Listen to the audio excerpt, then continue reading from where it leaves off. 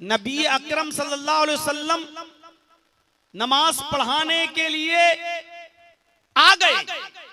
हजरत बिलाल ने इकामत कह दी। अल्लाह के रसूल हुजरे से निकले, आगे बढ़ गए। हजरत बिलाल की इकामत भी खत्म हो गई। अल्लाहु अकबर, अल्लाहु अकबर, अशहदु अल्ला इलाहा इल्लल्लाह, अशहदु अन्ना मुहम्मदर रसूलुल्लाह, हय्या अलस सलात, हय्या अलल फलाह, क़द क़ामतिस सलात, क़द क़ामतिस सलाह, अल्लाहु अकबर, अल्लाहु अकबर, ला इलाहा इल्लल्लाह।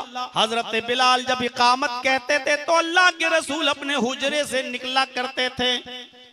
आप हुजरे से निकले और मुसल्ले पर आ गए। आते आते इकामत खत्म हो जाती है। आप तमाम सहाबा से फरमाते हैं, सऊ सुफूफकुम, अपनी अपने सफ़ें दुरुस्त कर लो। सहाबा अपनी सफ़ें दुरुस्त कर लेते हैं। अल्लाह के नबी क़िबले की तरफ चेहरा कर लेते हैं। अल्लाहु अकबर कहने वाले हैं, अभी कहा नहीं, अभी आपने रफुल दैन नहीं किया। अल्लाहु अकबर कहकर अभी नियत नहीं बांधी। अपने दोनों हाथों को आपने सीने पर नहीं रखा। आप पलटे। आपने फरमाया, लोगों थोड़ा इंतजार करो, मैं अभी आ रहा हूं। लोगों थोड़ा इंतजार करो, मैं अभी आ रहा हूं। इसके बाद अल्लाह के नबी अपने हुजरे में गए। यहां पर भी सेम वही मंजर। अल्लाह के नबी सल्लल्लाहु अलैहि वसल्लम जिस बिस्तर पर लेटे थे, उस बिस्तर पर एक तकिया था जो खजूर के पत्तों से भरा हुआ था। खजूर के पत्तों की और खजूर की छाल भरी हुई थी। चमड़े का तकिया था और उस चमड़े के तकिए के अंदर खजूर की छाल भरी हुई थी। उस तकिए के नीचे आपकी सोने की एक डली, सोने का एक टुकड़ा था। आपने उस टुकड़े को निकाला और फिर उसको नीलाम किया, उसको बेचा और उसको की कीमत को गरीबों में तकसीम कर दिया। और उसके बाद आप आए और आप मुसल्ला इमामत पर खड़े होकर आपने नमाज अदा की। जब आप नमाज पढ़ा चुके, जब आपने नमाज अदा कर ली, जब आप नमाज पढ़ा चुके, तो उसके बाद नमाज पढ़ाने के बाद अबू हुरैरा रज़ी अल्लाह ताला अन्हु फरमाते हैं कि मैंने सवाल किया अल्लाह के नबी से, अल्लाह के नबी, आज मैंने वो मंजर देखा जो इससे पहले मैंने कभी नहीं देखा था। नमाज जिसके लिए आप इतनी जल्दी करते हैं कि अपनी बीवी तक को छोड़ देते हैं, वो नमाज कि जिसके बारे में आपसे पूछा गया कि अल्लाह के नजदीक सबसे अच्छा अमल कौन सा है, तो आपने फरमाया सलातुल वक्तिहा, नमाज को उसके अव्वल वक्त पे पढ़ना। जिस नमाज के बारे में आपके ये इरशादात मौजूद हैं, आपके ये फरामीन मौजूद हैं, उस नमाज को आपने मुअख्खर कर दिया और आप नमाज पढ़ाए बगैर घर में गए, घर से निकल कर कहीं और गए और थोड़ी देर के बाद आप मस्जिद में आए और उसके बाद आपने नमाज पढ़ाई। कहां चले गए थे आप? अबू हुरैरा रज़ी अल्लाह ताला अन्हु ने जब ये सवाल किया तो अल्लाह के नबी जनाब मोहम्मद रसूलुल्लाह सल्लल्लाहु अलैहि वसल्लम जवाब देते हैं। अल्लाह के नबी सल्लल्लाहु अलैहि वसल्लम जवाब देते हैं, आय अबू हुरैरा, मैं जानता था कि ये सवाल सबसे पहले तुम ही करोगे, क्योंकि तुम्हें शौक है हर चीज के जानने का, तुम्हें शौक है हर चीज को हासिल करने का। मैं क्या करता हूँ, कहाँ उठता हूँ, कहाँ बैठता हूँ, तुम्हें हर चीज को मेरे साथ रहकर, मेरे पीछे पीछे रहकर तुम्हें हर चीज को जानने का शौक है। इसलिए मैं समझ रहा था कि ये सवाल सबसे पहले तुम ही करोगे। आए अबू हुरैरा, जैसे ही मैं नमाज पढ़ाने के लिए खड़ा हुआ, इकामत हो गई और किबले की तरफ चेहरा किया, तो मुझे ख्याल आया सोने का एक टुकड़ा मेरे तकिए के नीचे रह गया, मैं उसको पहले गरीबों में तकसीम कर दूं। मैं गया और मैंने सोने के टुकड़े को निकाला और उसको मैंने बेचा और गरीबों में उसकी कीमत को तकसीम कर दिया। उसके बाद में अब आया, आए अबू हुरैरा, मैं नहीं चाहता था कि नमाज के बाद मेरा इंतकाल हो जाए और सोने का टुकड़ा मेरे घर पे पड़ा रहे। ये गरीबों का हक था ये मिस्कीनों का हक था, इसलिए मैंने सोने के टुकड़े को निकाला और पहले गरीबों में तकसीम कर दी उसकी कीमत। उसके बाद आया और फिर मैंने नमाज अदा की। आया अबू हुरैरा, नमाज ये अल्लाह का हक है और सोना और चांदी जो गरीबों का हक था गरीबों में देना ये बंदों का हक था। अल्लाह के हक में अगर कोई कमी हो जाए तो अल्लाह अपने कमी को माफ कर सकता है जो उसके हक में हो जाए।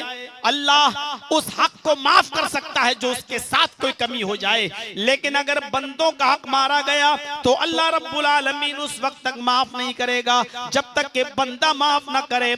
यही सोचकर मैं पहले मस्जिद से निकला, घर गया और मैंने सोने के टुकड़े को निकाला, उसकी को नीलाम किया और उसको गरीबों में तकसीम कर दिया। उसके बाद आया, मैं नहीं चाहता था कि मेरी मौत इस हाल में हो कि कयामत के दिन में अल्लाह रब्बुल आलमीन को उसके सिलसिले में कोई जवाब न दे सकूं, उसके बारे में कोई बता न सकूं। अगर अल्लाह पूछ लेता कि सोने का टुकड़ा अपने घर में क्यों छोड़ के आए हो तो मैं क्या जवाब देता। मेरे प्यारे साथियों, ये वाकयात हमें बतला रहे हैं कि नेक आमाल को करने में कितनी जल्दी किया करते थे खुद नबी अकरम सल्लल्लाहु अलैहि वसल्लम और सहाबे किराम, कितनी जल्दी किया करते थे। बुखारी के मंजर पर, सफहात पर यह मंजर देखा जा सकता है कि अल्लाह हजरत आयशा फरमाती हैं कि अल्लाह के नबी सल्लल्लाहु अलैहि वसल्लम मेरी गोद में सर रखे होते, आप लेटे होते और आपका सर मेरी रान पर, मेरी गोद पर होता। मैं अपने हाथों से चंपी कर रही होती, मैं अपने हाथों से मुहम्मदुर रसूलुल्लाह अपने शौहर के बालों में खलाल कर रही होती, हल्के हल्के में मसाज कर रही होती, प्यार भरी बातें कर रही होती, मैं अपने शौहर से अच्छी बातें करती, मैं दिल मियाँ बीवी के हुकूक मैं प्यार भरी बातें कर रही होती। अल्लाह के रसूल मुझसे और मैं अल्लाह के नबी से बातें कर रही होती और आपका सर मेरी गोद में होता। इतने में हजरत बिलाल के अजान की आवाज आती, अल्लाहु अकबर अल्लाहु अकबर। जैसे ही बिलाल के अजान की आवाज मुहम्मदुर रसूलुल्लाह के कानों में जाती, आप फौरन अपना सर मेरी गोद से उठा देते। मैं आपको हाथ पकड़ कर रोकना चाहती, अभी तो आजान हो रही है, अभी तो आजान हो रही है, उठ जाइएगा, चले जाइएगा, मैं कहाँ रोक रही हूँ। लेकिन अल्लाह के नबी फिर रुकने का नाम नहीं लेते। मैं आपको पकड़ रही होती, आप मुझे धक्का दे देते, आप मुझे एक साइड कर देते और फिर मेरी तरफ नजर उठा के नहीं देखते, सीधे कुएं की तरफ भागते, पानी निकालते और वुजू बनाते और सीधे मस्जिद की तरफ जाते। फिर मैं आपसे नजरें मिलाने की कोशिश करती तो ऐसा लगता कई महीनों से मुझे जानते ही नहीं है, मुझे पहचानते ही नहीं है। अजान की आवाज सुनी फौरन मस्जिद की तरफ, अजान की आवाज सुनी फौरन वुजू की तरफ, अजान की आवाज सुनी फौरन मुझे छोड़ दिया। यानी अभी तक मेरा हक अदा कर रहे होते, प्यार भरी बातें कर रहे होते, लेकिन जैसे ही अजान की आवाज आती आप मुझे भूल जाते। ऐसा लगता जैसे मुझे जानते ही नहीं, ऐसा लगता जैसे मुझे पहचानते ही नहीं। फौरन छोड़ देते और सीधे वुजू बनाते, सुन्नतें पढ़ते और मस्जिद की तरफ आप रवाना हो जाते और चले जाते। ये थी सूरत अमल, नेक काम में जल्दी करना। सारिउ इला मगफिरतिम मिन रब्बिकुम व जन्नतिन, अपने रब की मगफिरत की तरफ और हुसूल जन्नत की तरफ दौड़ लगाओ, भागो, जल्दी करो नेक काम में, जन्नत को पाने के लिए जल्दी करो। दो वाकयात हो गए और एक जगह अल्लाह ताला ने कुरान में फरमाया फस्तबिकुल खैरात, खैर की जमा इस्तेमाल हुई, खैरात। यहां अल्लाह रब्बुल आलमीन ने कहा नेक काम करने में सबकत करो, सबकत।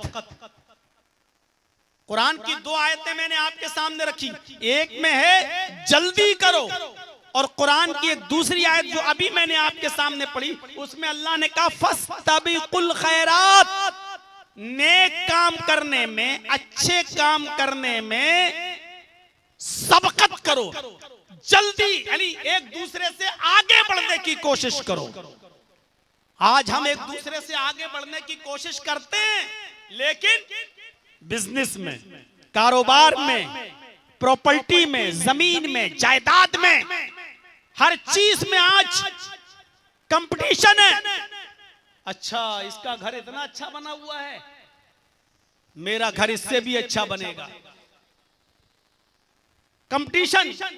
अच्छा, इसने इसका ये बिजनेस, मेरा ये बिजनेस होगा।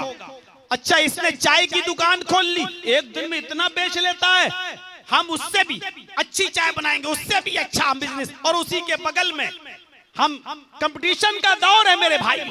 और मौलवी तावीज देने में लगा हुआ है, इसकी दुकान बंद हो जाएगी, तेरी दुकान चलेगी। इसकी दुकान बंद, इसके कस्टमर टूट के तेरे पास आ जाएंगे। मेरे भाइयों, सबकत करना चाहिए, लेकिन नेक काम में, अच्छे कामों में सबकत करो, लेकिन रिया और नमूद के साथ नहीं। अब यहां ऐसा मत करना कि किसी ने मस्जिद में 1000 रुपए दिया, अच्छा उसने 1000 दिया, हम 1500 देंगे। किसी का इंतजार कर रहे हैं आप, वो कितना देता है, अच्छा उसने 1000 दिया, हम 1500 देंगे, सिर्फ इसलिए कि उसको तकलीफ हो कि देखो हमने तो 1000 दिया, ये 1500 दे रहा। नहीं, आप 1000 उसने दिया, अल्लाह उसने 1000 दिया, उसको कबूल फरमा ले। हमारे अंदर 1500 देने की ताकत है, हम 1500 दे रहे हैं, हम 2000 दे रहे हैं, आप ये जायज है। लेकिन कुर्बानी का बकरा जर्जीस साहब लाए 20,000 रुपए का। अब मेरा पड़ोसी कहता जर्जीस 20 का लाया तो मैं 25 का लाऊंगा, ताकि मोहल्ले में हमारी नाक ऊंची रहे। जबकि ये कहना चाहिए जर्जीस साहब को जो हैसियत थी वो लाए, अल्लाह ने उनको जो तौफीक दी उनको नसीब हुआ। अल्लाह अगर मुझे इससे ज्यादा की तौफीक देगा तो मैं इससे भी अच्छा लाऊंगा। मेरे भाइयों, आप ये कहकर नेकियों में आगे बढ़िए, सबकत करिए, कोई मना नहीं करता, लेकिन एक दूसरे को जलील करने के लिए और एक दूसरे से ऊपर उठने के लिए आपने कामों में भी रिया और नमूद नहीं कर सकते हो, नहीं दिखा सकते हो। सबसे बुरी इबादत दिखावा है, और इस दिखावे की वजह से बड़े से बड़ा अच्छा अमल भी बेकार हो जाता है। आपने वो हदीस सुनी है ना बुखारी की, कयामत के दिन एक शख्स को लाया जाएगा, अल्लाह उससे पूछेगा क्या किया तूने मेरी राह में? कहेगा अल्लाह मैंने तेरी राह में अपनी जान दे दी, मैं तो शहीद हो गया था, इतना लड़ा कि लड़ते लड़ते मैंने अपनी गर्दन कटवा दी, तेरी राह में मेरी गर्दन कटी। अल्लाह से ज्यादा दिलों का हाल कोई जानता है? अल्लाह फरमाएगा कज़ब्ता, झूठ बोल रहा है, जबकि वो लड़ा होगा, उसकी गर्दन कटी है मैदान जंग में, उसने बीवी छोड़ी, बच्चे छोड़े, जमीन छोड़ी, घर छोड़ा, मकान छोड़ा, प्रॉपर्टी छोड़ी, गया है लड़ने, काफिरों से लड़ा भी, लेकिन जंग में जाने के बाद वो कत्ल भी किया गया, कई काफिरों को मारा और फिर कत्ल भी हो गया, लेकिन इसके बावजूद अल्लाह कहेगा कज़ब्ता, तू झूठ बोलता है। वो कहेगा अल्लाह क्या मैंने अपना घर नहीं छोड़ा, क्या मैंने अपनी बीवी नहीं छोड़ी, अपने बच्चे नहीं छोड़े, इलाहुल आलमीन क्या मैंने अपनी जमीन नहीं छोड़ी, प्रॉपर्टी नहीं छोड़ी, कारोबार नहीं छोड़ा? अल्लाह कहेगा मेरे बंदे ये सच है कि तूने बीवी छोड़ी, बच्चे छोड़े, जमीन छोड़ी, घर छोड़ा, मकान छोड़ा, प्रॉपर्टी छोड़ी, बिजनेस छोड़ा, कारोबार छोड़ा, ये भी सच है कि तू मैदान जंग में लड़ा, ये भी सच है कि जंग में तेरी गर्दन भी काटी गई, ये सब सच है। कहेगा अल्लाह जब ये सच है तो फिर तू मुझे झूठा क्यों कह रहा है? अल्लाह कहेगा ये सब सच है कि तूने ये सब कुछ छोड़ा और अपनी जान भी दी, लेकिन ये झूठ है कि तू मेरी राह में मारा गया, मेरी राह में कत्ल नहीं हुआ तू। क्यों? क्योंकि जिस वक्त तू लड़ रहा था, जिस वक्त तू मैदान में गया था, जिस वक्त तू जिहाद कर रहा था, जिस वक्त अपनी तलवार चला रहा था और काफिरों को कत्ल कर रहा था, उस वक्त तेरे दिल में ये नीयत थी कि लोग तुझे बहुत बड़ा बहादुर कहें, लोग तुझे बहुत बड़ा जरी कहें। तू एलाए कलिमतुल्लाह के लिए नहीं, तू अल्लाह के कलमे को बुलंद करने के लिए नहीं लड़ रहा था, तू इसलिए लड़ रहा था कि लोग तुझे बहुत बड़ा बहादुर कहें, लोग तुझे बहुत बड़ा जंगजू कहें, लोग तुझे बहुत बड़ा माहिर, जंग का माहिर कहें, एक्सपर्ट कहें। दुनिया में तू जो चाहता था वो तुझे मिल गया, जो शोहरत चाहता था, जो इज्जत चाहता था वो तुझे मिल गई। आए फरिश्तों, इसको जहन्नम में फेंक दो। लो, कितनी सी बात, घर भी छोड़ा, मकान भी छोड़ा, बीवी भी छोड़ी, बच्चे भी छोड़े, जमीन भी छोड़ी, प्रॉपर्टी भी छोड़ी, बिजनेस भी छोड़ा, कारोबार भी छोड़ा, जान भी दी, लेकिन फिर भी कहां गया? जहन्नम में। वजह सिर्फ इतनी सी कि लड़ते वक्त उसके दिल में यह ख्याल था कि लोग मुझे बहुत बड़ा बहादुर कहें। कहां गया? जहन्नम में। आप मस्जिद के लिए बढ़ चढ़ कर हिस्सा लीजिए, लेकिन यह मत देखिए कि सामने वाला 10 देगा तो मैं 15 दूंगा।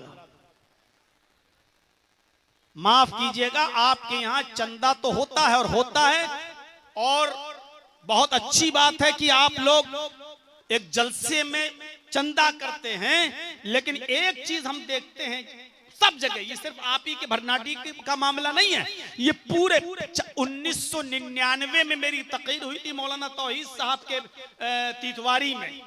1999 में वो मेरी पहली तकरीर थी। 2025 चला, 26 साल के इस अरसे में मैंने अभी तक यही देखा है, कोई चेंजिंग नहीं हुई है। इसलिए भरनाटी वाले ये ना कहें कि मेरे ऊपर ये बात कही जा रही है। हर जलसे में जो 10 रुपए दे रहा है, 20 रुपए दे रहा है, 100 रुपए दे रहा है, चंदा करने वाला कहता अल्लाह तुम्हारा दान को कबूल फरमाए, अल्लाह तुम्हें जज़ाए खैर दे। और जहां जिसने 1000 रुपए, 2000 रुपए और 5000 रुपए दिए, वहीं पर चंदे वाला कहता नारे तकबीर, इन्होंने 5000 रुपए दिया है, उसके लिए बहुत सी दुआएं होने लगती हैं। ऐसा लगता है कि 100 रुपए वाले की कोई हैसियत नहीं। मेरे भाइयों, कभी कभी 100 रुपए में अल्लाह वो बरकत दे देता है जो 5 लाख में भी बरकत नहीं देता। एक आदमी जिसने खुलूस नियत से कुर्बानी की, उसका जानवर ज्यादा मोटा ताजा तगड़ा नहीं है, लेकिन बेचारा वो अल्लाह की रजामंदी के लिए कुर्बानी कर रहा है। और एक अमीर आदमी 4 जानवर लाता है, मोटे ताजे हैंडसम, 4 जानवर की कुर्बानी कर रहा है, लेकिन 4 जानवर की कुर्बानी करते वक्त उसके दिल में यह कि लोग कहें कि देखो माशाअल्लाह 4-4 बकरे कर रहा है, 4-4 कुर्बानी दे रहा है। मेरे भाइयों, जो सवाब इस एक कमजोर दुबले पतले बकरे की कुर्बानी करने वाले इस गरीब इंसान को मिलेगा, वो 4 बकरों की कुर्बानी करने वाले उस अमीर को वो सवाब नहीं मिलेगा, बल्कि उसकी कुर्बानी उसके मुंह पे मार दी जाएगी, क्योंकि उसने दिखाने के लिए कुर्बानी की है। इखलास पैदा करिए, इखलास। आपको मालूम है फिरौन आज दरियाए नील में जब डूब के मरा तो अल्लाह के नबी कुरान कहता है फिरौन को अल्लाह ने इसलिए गर्क किया क्योंकि वो कहता था अना रब्बुकुमुल आला, मैं तुम्हारा रब हूं। लोगों से कहता था, लोगों मैं तुम्हारा रब हूं। इतने से जुर्म की सजा उसको क्या मिली? कभी फिरौन ने अल्लाह से नहीं कहा अय अल्लाह मैं तेरा भी रब हूं। पूरा कुरान पढ़ जाइए, फिरौन ने कभी नहीं कहा। वो रात के अंधेरे में तो यही कहता था कि अय अल्लाह मैं तुझे अपना रब मानता हूं, अय अल्लाह तू मेरा रब है, खिलाने पिलाने वाला तू है। अय अल्लाह मैं लोगों को के सामने उनका रब इसलिए बनता हूं ताकि मेरी चाहत बाकी रहे उनके दिलों में और मेरा जलाल उनके दिलों में रहे, लेकिन मैं तो तुझे अपना रब मानता हूं। अल्लाह को अपना रब मानता था, लेकिन लोगों से कहता था कि मैं तुम्हारा रब हूं, तुम सब मुझे अपना रब मानो। अल्लाह ने उसको दरियाए नील में डुबो दिया, गर्क कर दिया। और फिर उसकी लाश को बाहर निकाल कर फेंक दिया। जमीन में उसकी लाश दफन की जाती है, जमीन निकाल के फेंक देती है। समंदर में उसकी लाश डाली जाती है, समंदर उसको निकाल के बाहर फेंक देता है। आज भी फिरौन की लाश को ना समंदर कबूल करता है, ना जमीन की छाती उसको कबूल करती है।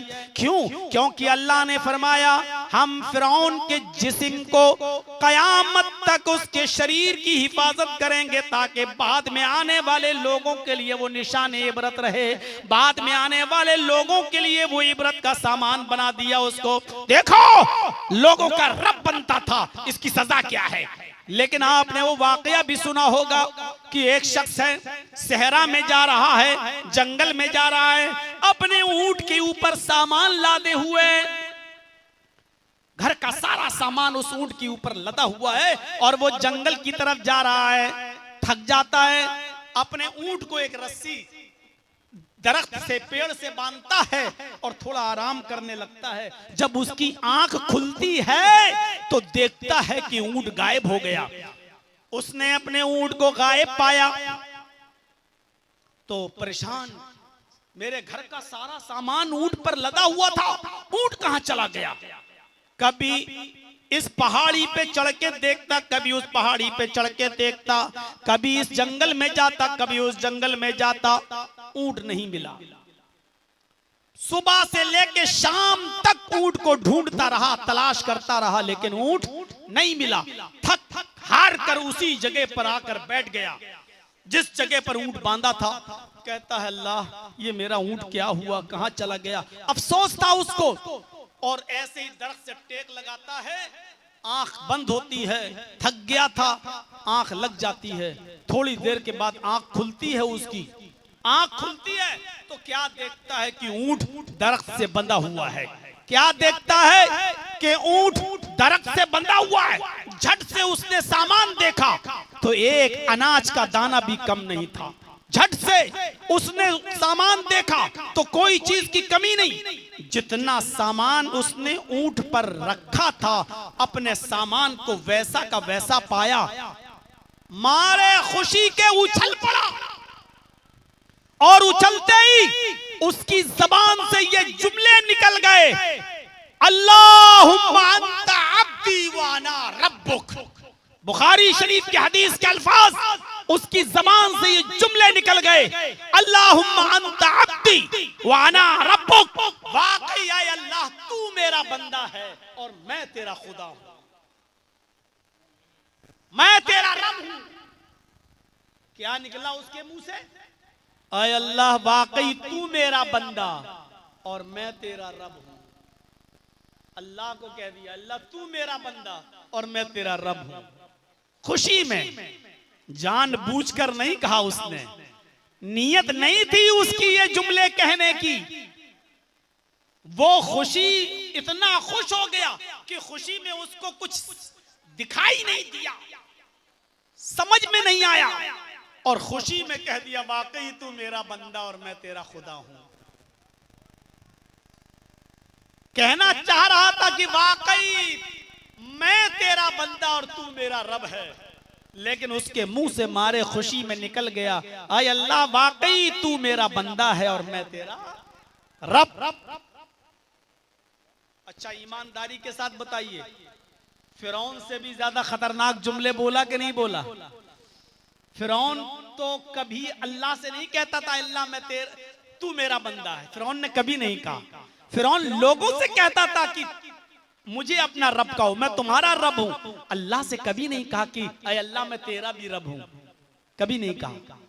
इसने तो अल्लाह ही से कह दिया कि मैं तेरा रब, तू मेरा बंदा।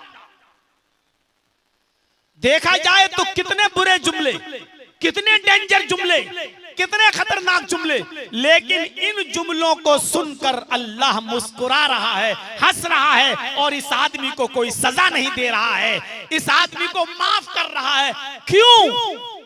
इसलिए क्योंकि उसके दिल में ये नीयत नहीं थी, ये कहना नहीं चाह रहा था वो। तो पता क्या चला? इबादत का एतबार नीयत पर है, सदका इबादत है, मस्जिद में ताउन करना इबादत है, मस्जिद बनवाना इबादत है। यहां आप दिखावे से बचिए, रिया नमूद से बचिए, अच्छी नीयत से सदका दीजिए, अच्छी नीयत से आप मस्जिद का ताउन कीजिए, अच्छी नीयत से आप मस्जिद को बनवाइए और उसमें बढ़ चढ़कर हिस्सा लीजिए। नीयत अगर किसी की ये है कि वो 10 दे रहा तो मैं 15 दूंगा, तब तो गलत है। आप ये कहिए कि उसको 10 की तौफीक थी, अल्लाह उसको कबूल फरमाए, हमें अल्लाह ने 20 की दी, हम 20 देंगे। मेरे भाइयों, सबकत करो एक दूसरे से आगे बढ़ने में, एक दूसरे से नेक काम में आगे बढ़ने में सबकत करो, सबकत। अबू तलहा अंसारी फरमाते हैं, काफी बूढ़े हो चुके थे। ये अबू तलहा अंसारी वो हैं जिन्होंने अल्लाह के नबी का जमाना पाया, जिन्होंने हजरत अबू बकर का भी जमाना पाया, जिन्होंने हजरत उमर फारूक का भी जमाना पाया। हजरत उमर फारूक के जमाने में इतने बूढ़े हो चुके थे, इतने बूढ़े हो चुके थे कि लाठी लेकर चलने लगे, लाठी लेकर चलने लगे। कमर इनकी झुक चुकी थी, मस्जिद में जाते थे तो डंडा लेकर, लाठी लेकर जाते थे और अपने बच्चों से कहते थे, क्या है मेरे बच्चों, मुझे मस्जिद तक पहुंचा दो। मस्जिद तक इनको पहुंचाया जाता था। एक दिन मस्जिद में बैठ गए, और गौर से सुनिए मेरे भाइयों, एक दिन मस्जिद में बैठ गए और कोई कुरान पढ़ रहा था, कोई सहाबी ये कुरान की आयतें सुनने लगे, ये कुरान की आयतें सुनने लगे। जैसे ही इन्होंने कुरान की आयत सुनी, एक आयत इनके कानों में गई जिसका मफहूम यह है कि और मुसीबत में हो या खुशहाली के अंदर हो, हर हाल में निकलो, हर हाल में निकलो। वजाहिदू बिअमवालिकुम व अनफुसिकुम फी सबीलिल्लाह, और अल्लाह की राह में अपने माल से और अपने जिस्मों से जिहाद करो। हर हाल में निकलो, चाहे खुशी में हो या गमी में, परेशानी में हो या आराम में, हर हाल में निकलो। फौरन लाठी उठाते हैं, कुरान की आयत सुनते ही अपने घर आते हैं और कहते हैं, मेरे बच्चों मेरे लिए घोड़ा तैयार करो, मेरे बच्चों मेरे लिए घोड़ा तैयार करो, मैं उस घोड़े पर सवार होकर मैदाने जंग में जाना चाहता हूं। बच्चों ने कहा, बुआ आपको क्या हो गया है, इतने बुढ़ापे की दहलीज पर कदम, कमर झुक चुकी है और आप इस हाल में निकलेंगे, इस हाल में आप जाएंगे, इस हाल में आप जिहाद करेंगे। अरे अब्बू, आपके ये बेटे जिहाद के लिए जा तो रहे हैं, आप क्यों जाओगे? फरमाया, मेरे बच्चों मेरे बेटों, तुम मुझे जो उज्र बतला रहे हो इस बुढ़ापे में, ये बेकार बतला रहे हो। अभी अभी कुरान की आयत सुनकर मैं आया हूं कि खुशी हो या परेशानी, आराम हो या दुख, हर हाल में तुम्हें निकलना है, यानी बुढ़ापा हो या जवानी, हर हाल में तुम्हें निकलना है और अल्लाह की राह में तुम्हें जिहाद करना है अपने मालों से और अपने जिस्म से। मेरे बच्चों, मैं तुम्हारी बात नहीं मानूंगा। बच्चों ने इनकार किया, लेकिन अबू तलहा अंसारी इसरार करते रहे, बार बार इसरार करते रहे और यही कहते रहे, नहीं मैं जाऊंगा। यहां तक कि मामला बहुत आगे बढ़ गया और बाप किसी भी कीमत पर माने नहीं। फिर बच्चों ने घोड़ा तैयार किया और मैदाने जंग में जाने वाले बेड़े के अंदर उनको बिठा दिया गया। समंदर का सफर होने लगा, ये भी अपने घोड़े के साथ बैठ गए पानी के जहाज में और जाने लगे। समंदर ही के अंदर रास्ते ही में अबू तलहा अंसारी का इंतकाल हो जाता है। इन्हीं का इंतकाल रास्ते में हो जाता है अबू तलहा अंसारी का। मेरे भाइयों, मैं बताना ये चाहता हूं, नेक काम में सबकत करना, एक दूसरे से आगे बढ़ना। बुढ़ापे के अंदर भी जिहाद के लिए जा रहे हैं, कमर झुक चुकी है, लाठी लेकर जा रहे हैं, लेकिन किसी भी हाल में रुकने का नाम नहीं ले रहे हैं और कह रहे हैं मैं हर हाल में जाऊंगा, मैं जिहाद करूंगा। कुरान कह रहा है हर हाल में निकलो, हर हाल में निकलो। लिहाजा मुझे हर हाल में निकलना है, परेशानी में हो या आराम में, खुशी में हो या गमी में, हर हाल में निकलो। मैं हर हाल में निकल रहा हूं। मेरे भाइयों, ये कौन सा जज्बा था, ये कौन सी चीज थी जो इतने बूढ़े शख्स को, जिसकी कमर झुक चुकी हो, जो मस्जिद तक में लाठी लेकर जाता हो, लेकिन जब जिहाद किया है सुनता है तो इस उम्र में भी जिहाद के लिए तैयार हो जाता है और अपने बच्चों से कहता है कि घोड़ा तैयार करो, मैं लड़ने के लिए जाऊंगा। ये अलग बात है कि मैदान जंग तक नहीं पहुंच पाए और रास्ते ही में उनका इंतकाल हो जाता है। मेरे भाइयों, बाज़ रिवायतों में आता है कि अबू तलहा अंसारी को लकड़ी के संदूक में बंद करके उनकी उसी जगह पर नमाज जनाजा वगैरह पढ़कर समंदर के अंदर उनको डाल दिया जाता है। मेरे भाइयों, अंदाजा लगाइए ये कौन सा जज्बा था नेक काम करने का कि बुढ़ापे में कमर जिसकी झुक चुकी हो, हम तो मस्जिद तक नहीं जाते और हीले बहाने ढूंढने लगते हैं कि हाँ अब तो इस उम्र में घर पे ही नमाज पढ़ ली जाए। मेरे प्यारे साथियों, गौर करो कि अब्दुल्ला इब्न उम्मे मक्तूम नबी अकरम के पास आते हैं और कहते हैं कि अल्लाह के रसूल में आंखों से नाबीना हूं, रास्ते में अंधेरा होता है,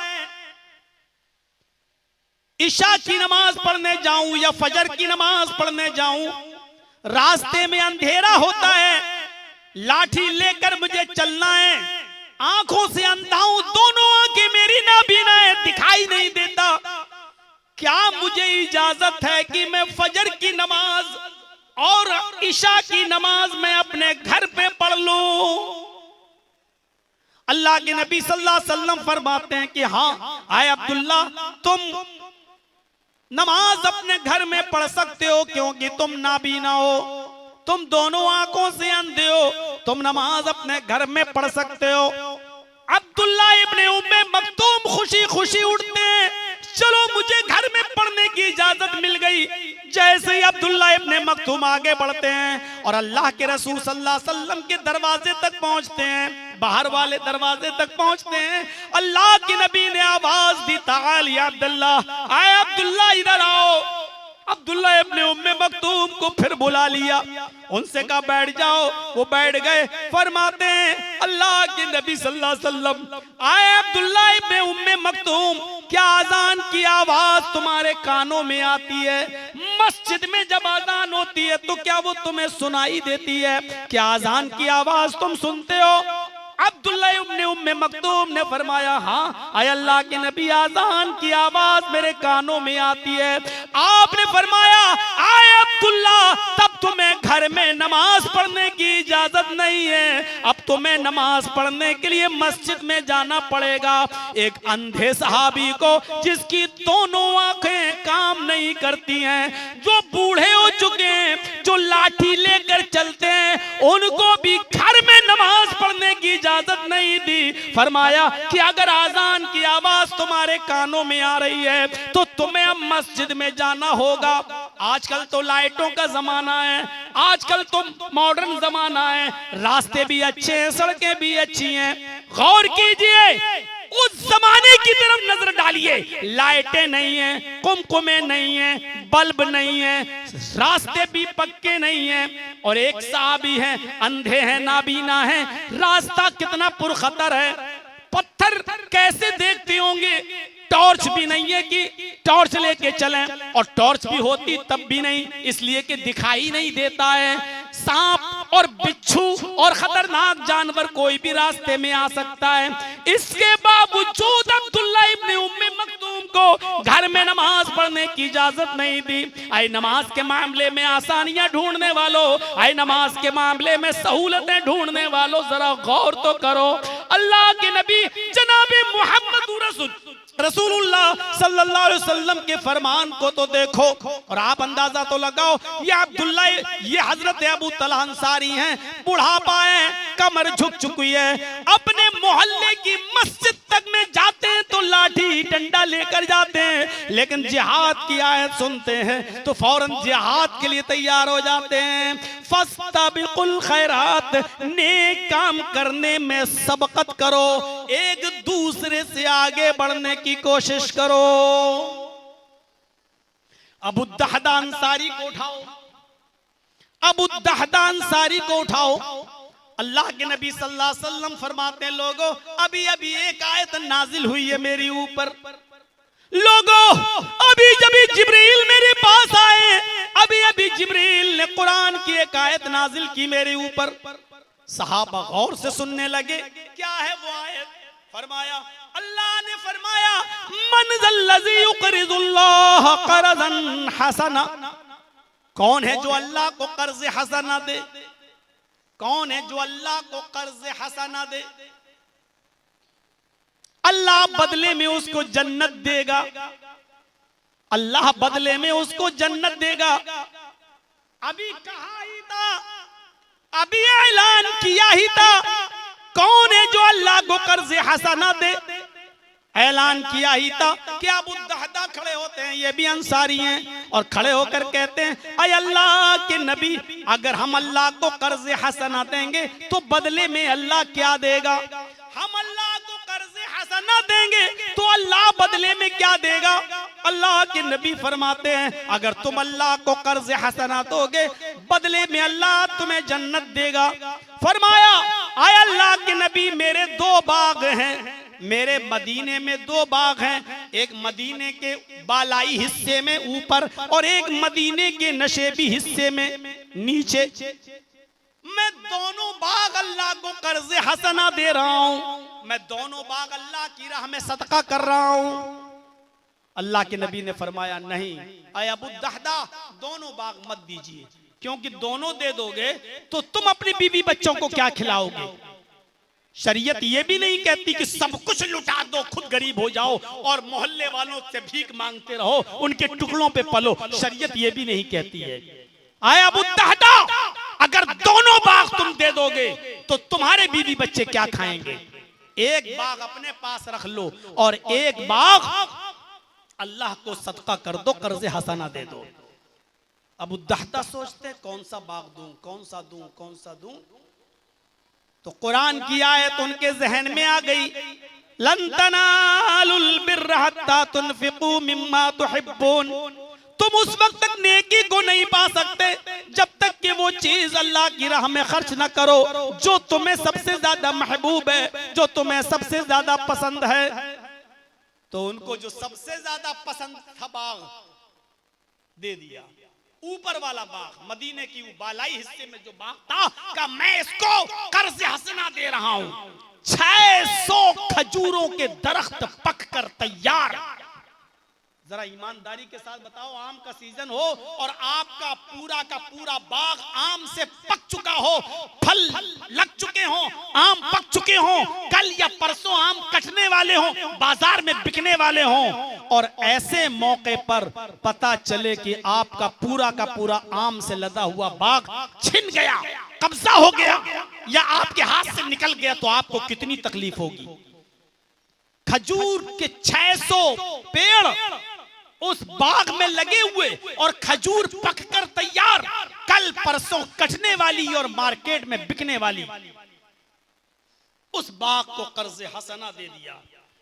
अपने घर जाते हैं, मंजर देखिए, घर में ताला लगा है, पड़ोसी से पूछा मेरी बीवी कहां गई, मेरे बच्चे कहां हैं? जवाब दिया, पड़ोसी ने आपकी बीवी भूखी थी, बच्चे भूखे थे, आपका बहुत देर से इंतजार हो रहा था, आप नहीं आए। आपकी बीवी अपने बच्चों को लेकर आपके ऊपर वाले बाग में चली गई, मदीने के ऊपर वाले बाग में चली गई, अपने बच्चों को खजूर खिलाने के लिए गई है। अच्छा, जबान नजरें आसमान पे गई और जबान से चीख निकली, अल्लाह ये क्या हो गया, मुझे आने में थोड़ी देर हो गई। वो बाग तो अब मेरा है ही नहीं, अब तो उस बाग का एक खजूर भी मेरे बीवी और मेरे बच्चों के लिए जायज नहीं है, क्योंकि वो बाग तो मैं तेरी राह में सदका कर चुका हूं। भागते हुए गए, बाग का दरवाजा खुला था, बीवी और बच्चे दिखाई दे रहे थे। अब दादा बाग में दाखिल नहीं होते। अब ये बाग जब मेरा नहीं तो मैं दाखिल क्यों होऊंगा? अब ये बाग मेरा नहीं। वहीं से आवाज लगाते हैं, मेरी बीवी अपने बच्चों को लेकर जल्दी से बाहर आ जाओ, इन बच्चों को लेकर बाहर निकलो। बीवी ने कहा बच्चे भूखे खजूर खा रहे हैं। मेरी बीवी जल्दी से बच्चों को लेकर बाहर निकलो, ये बाग मेरा नहीं है, अब ये बाग मेरा नहीं रहा। बीवी ने सुना ये बाग मेरा नहीं तो खजूरों के दरख्तों को देखने लगी, पके हुए फसल को देखती है और कहती है कि अल्लाह ये क्या कह रहे हो, ये बाग मेरा नहीं है। बच्चों को लेकर निकली, अपने शौहर का गरीबान पकड़कर कहती है सच बताओ, मजाक तो नहीं कर रहे हो, ये बाग मेरा नहीं। क्या मतलब है आपका? किसने कब्जा कर लिया, किसने हमला किया, किसने इस बाग पर अपना दावा ठोक दिया है? कैसे कह रहे हो ये बाग मेरा नहीं है? फरमाया आए मेरी बीवी, अल्लाह की कसम ये बाग मेरा नहीं है, मैंने इस बाग को अल्लाह की राह में सदका कर दिया है, अल्लाह को कर्ज हसना दे दिया है। फिर बीवी की ओढ़नी में हाथ डाला, जो खजूर थे उसको निकाल लिया और उसको उसी बाग में फेंक दिया। बच्चों के जेब में हाथ डाला, जो खजूरें बच्चों की जेब में भरी थी उसको निकाल ली और उसको भी बाहर बाग के अंदर फेंक दिया, बाग में डाल दिया। कहा बच्चों मुंह खोलो। बच्चे जो खजूर चबा रहे थे मुंह में, अबू दहदा अंसारी ने बच्चों के मुंह से चबा हुआ खजूर भी निकाल लिया और उसको भी बाग के अंदर डाल दिया और फेंक दिया। नजरें आसमान पे डाली और कहा इलाहुल आलमीन, जो मेरे बस में था वो मैंने कर दिया। जो खजूर मेरी बीवी और बच्चे खा चुके, जो उनके पेट में चला गया, मैं उसका जिम्मेदार तो नहीं हूं, लेकिन जो चीज मेरे हाथ में आई, यहां तक कि अपने बच्चों के मुंह का खजूर भी मैंने उनके मुंह से निकाल कर तेरे बाग में डाल दिया। अल्लाह ये बाग जब मेरा नहीं तो खजूर भी मेरे नहीं। अल्लाह मैंने अपना वादा पूरा किया, तू अपना वादा पूरा कर। अल्लाह मैंने अपना वादा पूरा किया, तू भी अपना वादा पूरा कर। बीवी कहती है क्या वादा? फरमाया मेरी बीवी, अल्लाह के नबी ने फरमाया जो अल्लाह को कर्ज हसना देगा, अल्लाह बदले में उसको जन्नत देगा। मैंने जन्नत के बदले में बाग को बेच दिया है, मैं अल्लाह की राह में ये बाग सदका कर रहा हूँ, अल्लाह बदले में मुझे जन्नत देगा। बीवी चीख पड़ी, मेरे प्यारे शौहर, इस बाग के बदले में अगर अल्लाह जन्नत दे रहा है तो ये सौदा महंगा नहीं है, सस्ते में निबट गए हो। एक बाग देकर अगर अल्लाह जन्नत दे रहा है तो फिर ये सौदा महंगा नहीं है, सस्ते में निबट गए हो आप। मेरे भाइयों, ये था नेक काम करने में सबकत, ये था नेक काम करने में जल्दी। कुरान की आयत कान में गई, दूसरे को मौका ही नहीं दे रहे हैं। नहीं, कोई दूसरा नहीं उठ पाया, पहले ही से हजरत अबू दहदा उठते हैं और कहते हैं कि मैं बाग सदका कर रहा हूं। ये जज्बा है आज हमारे और आपके अंदर। मेरे प्यारे साथियों, नेक काम करने में जल्दी करना चाहिए और एक दूसरे से आगे बढ़ने की कोशिश करनी चाहिए। बिजनेस में नहीं, कारोबार में नहीं। अगर किसी को 5 वक्त की नमाज पढ़ते हुए देखो तो दिल में सोचो अल्लाह ने उसको 5 वक्त नमाज पढ़ने की तौफीक दी है, इंशाअल्लाह मैं तहज्जुद भी पाबंदी से पढ़ूंगा, अल्लाह उसकी इबादत कबूल फरमाए, इंशाअल्लाह मैं 5 वक्त की नमाज के साथ साथ तहज्जुद भी पढ़ूंगा। मेरे भाइयों, फिर देखिए आप नेक काम में आगे बढ़ने की कोशिश कीजिए, कोई फर्क नहीं पड़ता कौन कहता है कि ये गलत है। मेरे भाइयों, आप देखें और तसव्वुर करें यहाँ पर कि गज़वे तबूक होने वाला था। गज़वे तबूक कौन नहीं जानता? मदीने से तकरीबन 1200 किलोमीटर की दूरी पर एक मकाम है तबूक, जहां एक गज़वा हुआ था जिसमें अल्लाह के रसूल भी शरीक थे। 1200 किलोमीटर जर्जी साहब तो लखनऊ से कटिहार आए, 885-900 किलोमीटर का सफर। आप यहां से बंबई जाएं, कटिहार से बंबई, तो ये तकरीबन पड़ता है 1100-1200 किलोमीटर। मेरे भाइयों, इतना लंबा सफर, और ट्रेनों का सफर नहीं था, ट्रेन नहीं थी, हवाई जहाज नहीं थे, हेलीकॉप्टर नहीं था। गौर करो, मदीना से सहाबा को जाना था और तबूक पहुंचना था, 1200 किलोमीटर का सफर था। रास्ते भी ऐसे नहीं थे जैसे आज बने हुए हैं, जंगलों में भी लाइटें नहीं, गुजर जंगलों से होकर होना था। सवारियों के लिए घोड़े और ऊंट के अलावा कोई और दूसरा रास्ता नहीं था। अल्लाह के नबी जनाबे मोहम्मद रसूलुल्लाह ऐलान करते हैं कि तबूक के लिए निकलना है। सारे सहाबा हामी भर देते हैं। अल्लाह के नबी सल्लल्लाहु अलैहि वसल्लम फरमाते हैं, यहां से कल तबूक के लिए जाना है, अपने घर से आज चंदा लेकर आओ।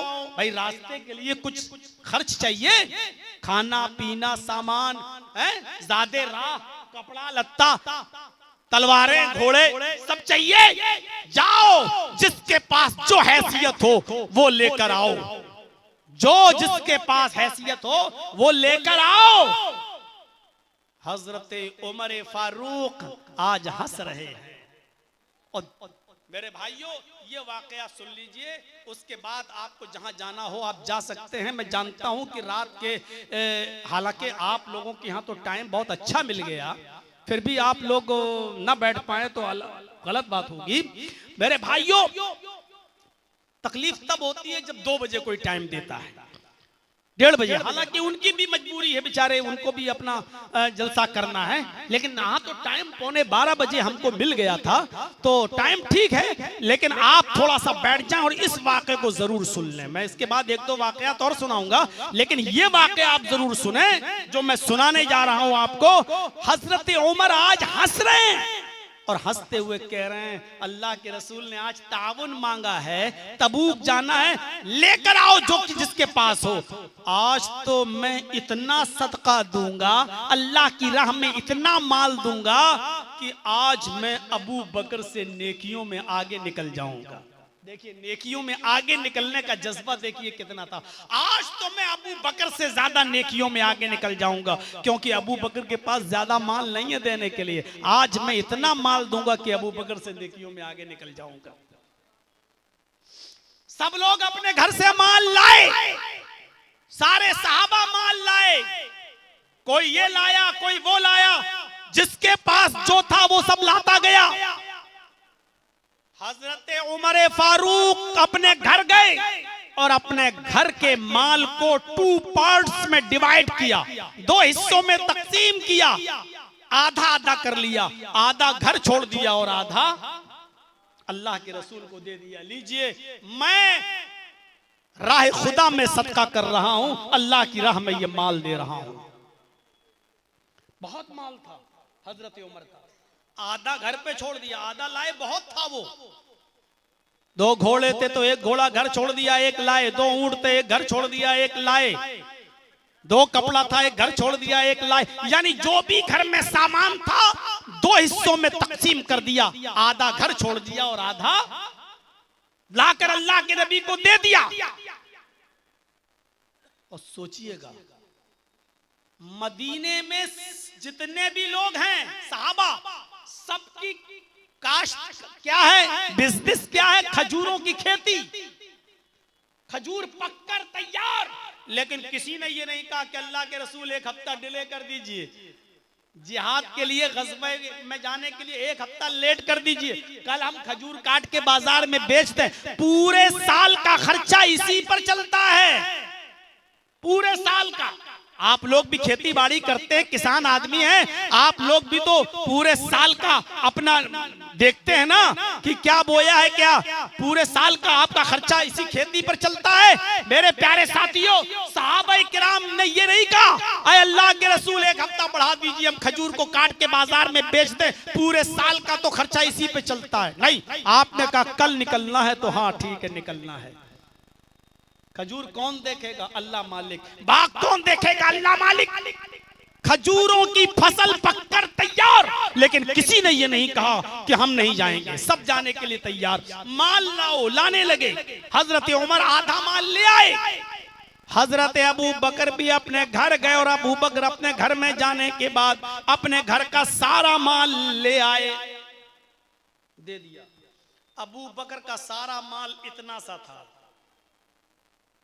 और हजरत उमर फारूक का आधा माल हजरत अबू बकर के सारे माल से बहुत ज्यादा था। समझ रहे हैं ना?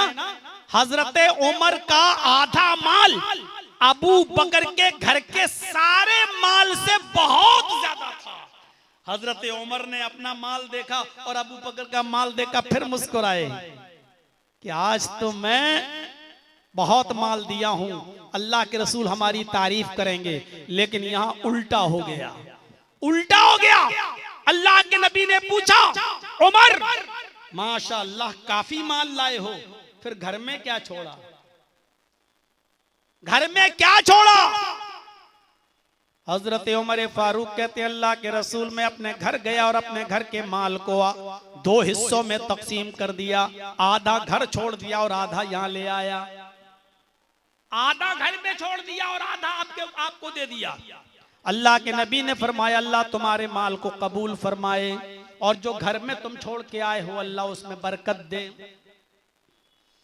अब आपने पूछा, अबू बकर तुम क्या लाए हो? कहा, अल्लाह के रसूल ये सामने रखा हुआ है। अच्छा, और घर क्या छोड़ा है? घर क्या छोड़ा है?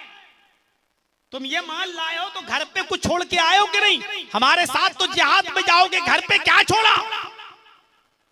हजरत अबू बकर सिद्दीक फरमाते हैं कि अल्लाह और उसके रसूल का नाम घर पे छोड़ दिया है बस। आए अल्लाह के रसूल, सिर्फ आपकी मोहब्बत घर में छोड़ के आया हूं, मेरे घर में कुछ नहीं है। एक गिलास था पानी पीने के लिए, वो भी ले आया। एक प्याला था पानी पीने के लिए, वो भी ले आया। मेरे घर में जो भी था मैं सब कुछ लाया। मैंने अपने घर में कुछ नहीं छोड़ा सिवाय अल्लाह के नाम के।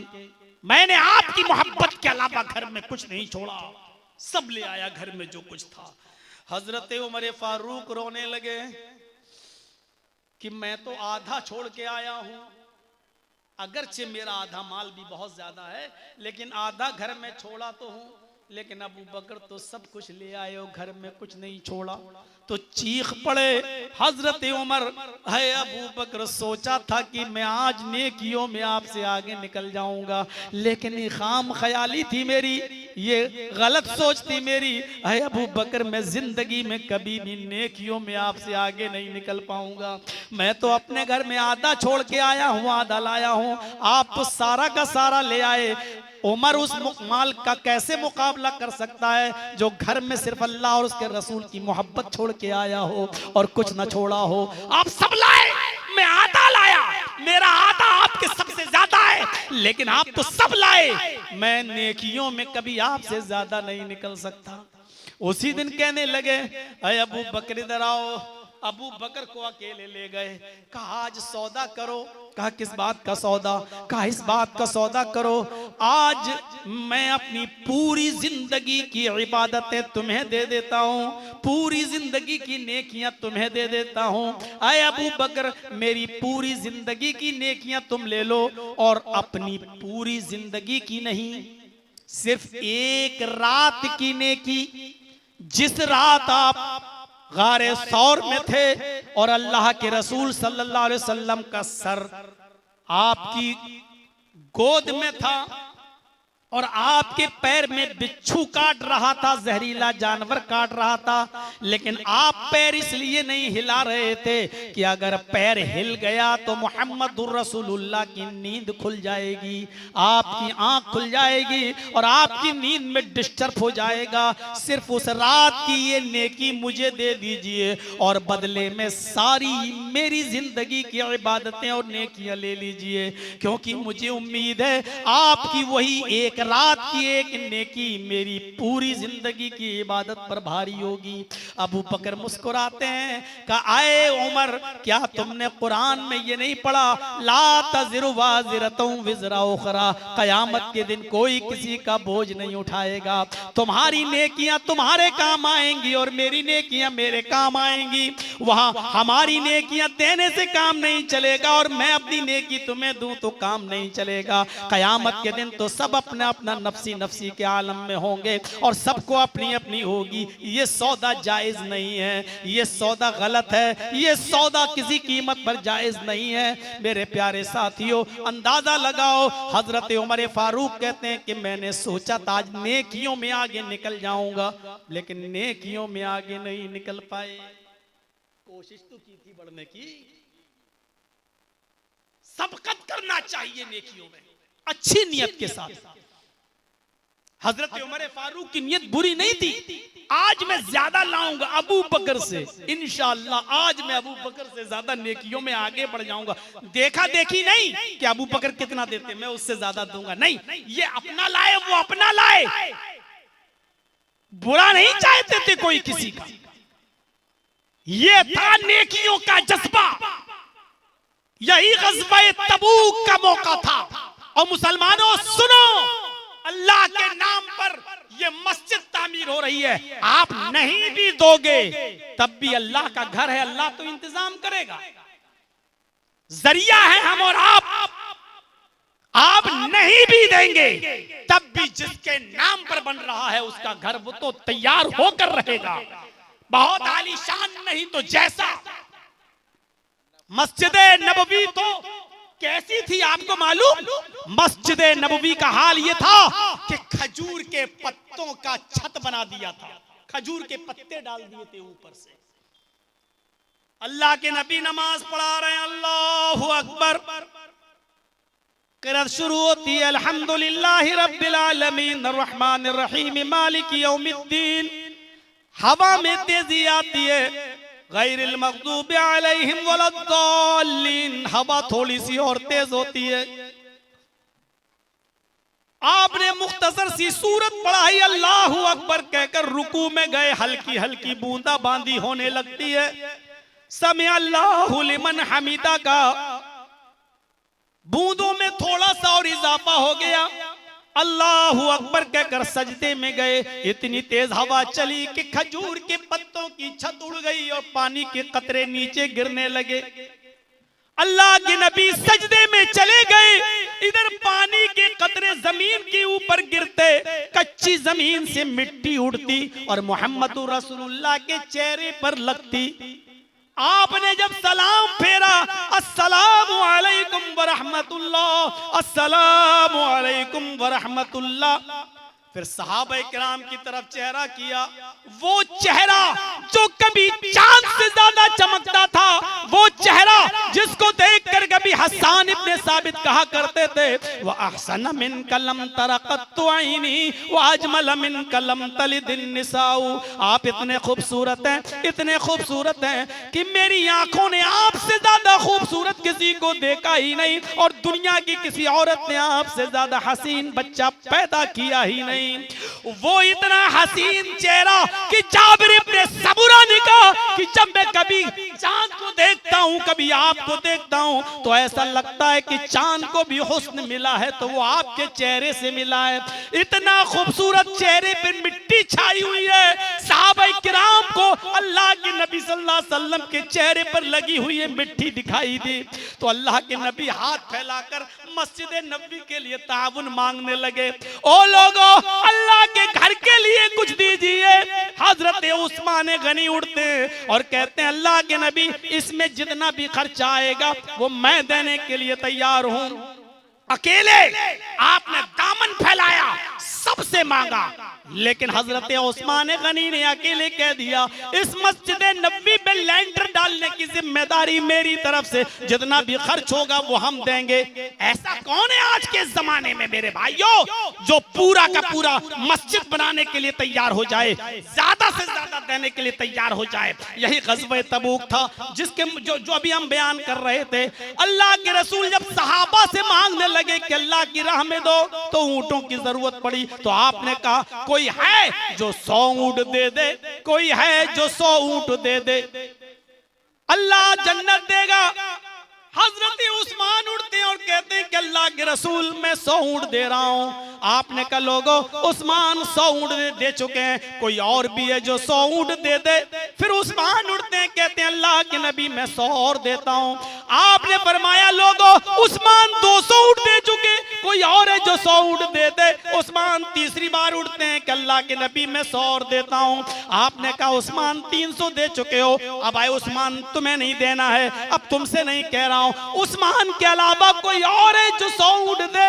चौथी बार भी उस्मान उठे मैं 100 और दे रहा हूं। आपने कहा उस्मान तुमसे नहीं कह रहा हूं, उस्मान के अलावा कोई और है जो 100 ऊंट दे। पांचवी बार उस्मान गनी उठे का 100 और दे रहा हूं। आपने छठी बार का, सातवीं बार भी कहा, तो सातवीं बार भी उस्मान गनी उठे का अल्लाह के रसूल मैं ही दे रहा हूं। जब कोई नहीं उठा उस्मान उठते गए, यानी हर मामले में आगे बढ़ते गए। आप 100 मांगते थे, उस्मान ने कहा मैं 100 दे रहा हूं। आपने कहा 100 और चाहिए, उस्मान ने कहा 100 और दे रहा हूं। आपने कहा उस्मान के अलावा कोई और है जो 100 दे, उस्मान फिर उठे का 100 और दे रहा हूं। आप हर बार कहते थे उस्मान इतने दे चुके हैं, अब उस्मान से नहीं, उस्मान के अलावा कोई और हो तो दे, फिर उस्मान ही उठते थे। 7 मरतबा आपने ऐलान किया, बुखारी के अल्फाज 7 मरतबा उस्मान उठे, 700 ऊंट दे दिए। तब अल्लाह के नबी ने फरमाया उस्मान तुमने आज 700 ऊंट देकर इतना बड़ा कारनामा अंजाम दिया, इतना नेक काम किया कि अभी जिब्रील ने आकर कहा कि उस्मान से कह दो कि मा ज़र्रा उस्मान, मा ज़र्रा उस्मान मा मिला बादल यौम क़त्तु, आज के बाद मेरा उस्मान एक भी नेक काम न करे फिर भी अल्लाह उसको जन्नत देकर रहेगा। एक भी नेक काम न करे फिर भी अल्लाह उसको जन्नत देकर रहेगा। ये था नेक काम करने में आगे बढ़ना और जल्दी करना। किसी दूसरे को उड़ने ही नहीं दे रहे, मैं 100 दे रहा हूं, फिर ऐलान किया कोई और, फिर उड़े मैं दे रहा हूं 100 ऊंट, फिर ऐलान किया कोई और है 100, फिर हजरत उस्मान उठ रहे हैं। ये थी सबकत, नेक कामों में आगे बढ़ना। ग़ज़वा ओहद हो रही है, ओहद की जंग हो रही है, होने वाली। एक देहाती आदमी है बेचारा, नया नया इस्लाम लाया, खजूर खाता हुआ आ रहा है। अरे अल्लाह के रसूल इस जंग में अगर लड़ूंगा तो क्या होगा? आपने कहा जिंदा बच गए तो गाजी, गर्दन कट गई तो शहीद। अल्लाह के रसूल अगर शहीद हो गया तो क्या मिलेगा? कहा डायरेक्ट जन्नत, कोई हिसाब किताब नहीं। उसने खजूर फेंके और मैदान जंग में कूद गया, ग़ज़वा ओहद में चला गया। कहा खजूर तो खा ले, कहने लगा खजूर खाने में देर लग रही है, जब जन्नत हमें जल्दी मिल रही है, गर्दन कटाने में जन्नत मिल रही है तो खजूर खाने में टाइम बर्बाद क्यों करूं? उसने खजूर फेंक दिए, मैदान जंग में गया, लड़ा यहां तक के शहीद हो गया। अल्लाह के नबी सल्लल्लाहु अलैहि वसल्लम ने फरमाया अमल तो कम किया लेकिन जन्नती है। अमल इसने, ये वो शख्स है जिसको बहुत कम मौका मिला अमल करने का, लेकिन थोड़े वक्त में ये जन्नत पा गया। मेरे प्यारे साथियों, नेक काम में इस तरीके से जल्दी की जाती है।